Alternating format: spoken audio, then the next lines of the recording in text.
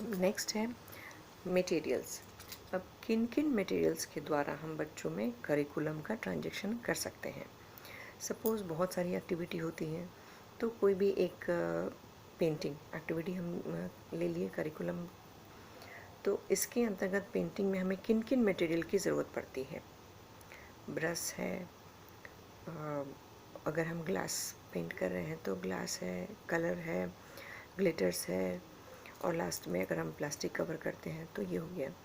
फिर हम अगर स्पोर्ट्स की बात करते हैं तो स्पोर्ट्स में जिस भी एक्टिविटी में हम पार्ट लेते हैं तो उस चीज़ को कंप्लीट करने के लिए अगर हमारे पास मटेरियल होगा तो हम उसको बहुत अच्छे तरीके से कंप्लीट कर सकते हैं।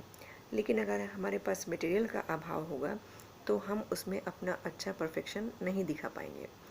इसलिए मटेरियल का होना अपने करिकुलम ट्रांजेक्शन के लिए बहुत इजी होता है किसी चीज़ को बच्चे तक इम्पार्ट करना, समझाना।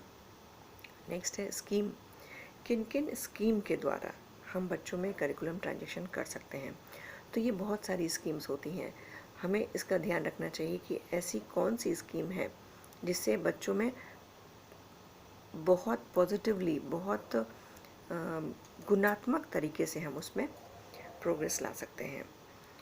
तो अब स्कीम के माध्यम से होता है कि स्कीम मतलब एक बच्चों में प्रलोभन देना, मोटिवेट करना उनको कि आप आज रिवार्ड देना, आज आप इस कार्य को, इस एक्टिविटी को इतने अच्छे से कर सकते हैं तो आपको ये प्राइज़ मिलेगा। तो एक प्रकार का मोटिवेशन ही जो है वो स्कीम का काम करता है। तो अब ये टीचर्स का काम होता है कि वो किस किस तरीके से बच्चों में नए नए इम्प्लीमेंट्स लाते हैं जिससे वो एक तो अपने एजुकेशन को अच्छे से समझ पाते हैं, अपने टॉपिक को समझ पाते हैं और करिकुलम बनाने में सहायता मिलती है, और इसी करिकुलम के माध्यम से बच्चों में इम्पार्टिंग होता है शिक्षा का। तो ये हमारा स्कीम तक था। अब आते हैं लेसन प्लान की बात करते हैं। तो एक उचित पाठ्य योजना तैयार करते समय लगन और बच्चों की क्षमताओं को लेकर हमारी जो समझ होती है वो बहुत अहम भूमिका निभाती है। तो ये टीचर्स और बच्चे दोनों के बीच का रोल होता है और दोनों को बहुत अच्छे तरीके से अपने इस रोल का कार्य को पूरा करना पड़ता है।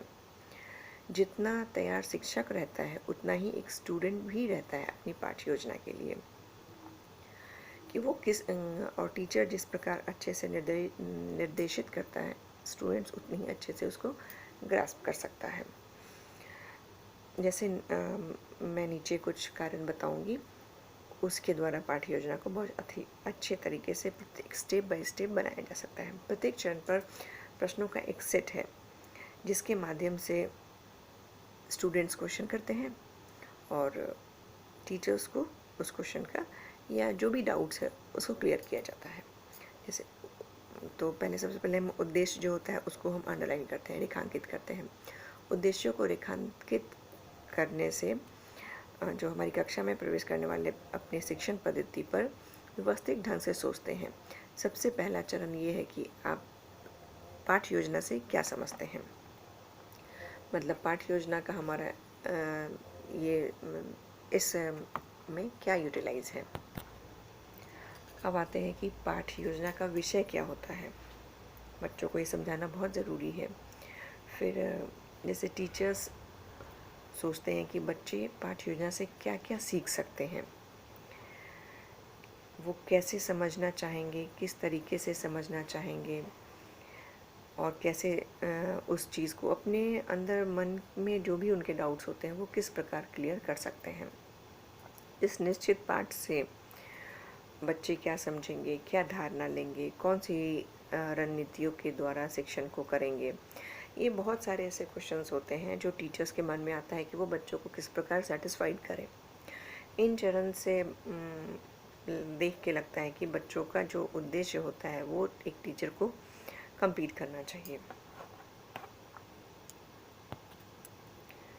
स्टार्टिंग में करते हैं, बच्चों में रुचि और विचारशील को जागृत करने के लिए अपने विषय का परिचय रचनात्मक ढंग से देना चाहिए। जब तक बच्चों के अंदर किसी भी सब्जेक्ट को लेकर रुचि पैदा नहीं होगी, इंटरेस्ट पैदा नहीं होगा, वो उस चीज़ को समझना नहीं चाहेंगे, तो ये टीचर का फ़र्ज़ होता है कि सबसे पहले वो इंटरेस्ट क्रिएट करे बच्चों के अंदर उस टॉपिक को लेकर, और जो ही उस टॉपिक के अंदर वो क्रिएशन और इंटरेस्ट आ जाता है, बच्चे स्वतः ही उस पे अपना मन और रुचि लगाने लगते हैं। यदि ऐसी परिस्थिति आ जाए कि आसपास अब प्लान होना चाहिए, और सबसे पहले हम देखते हैं कि लेसन प्लान बनाने के लिए आप टॉपिक तैयार कर लीजिए। टॉपिक तैयार करने के बाद 5 ई प्लान्स होते हैं। उस 5 ई प्लान्स के अंतर्गत जो हमारी सबसे पहले प्रभावी शिक्षण के लिए एक संतुलित ढांचा तैयार करना चाहिए। इससे शिक्षक जो होते हैं वो व्यवस्थित होते हैं। पहले अपने आप को हमको सेटिस्फाइड करना है। सिलेबस के संबंध में दिशा प्रदान करना चाहिए टीचर्स को।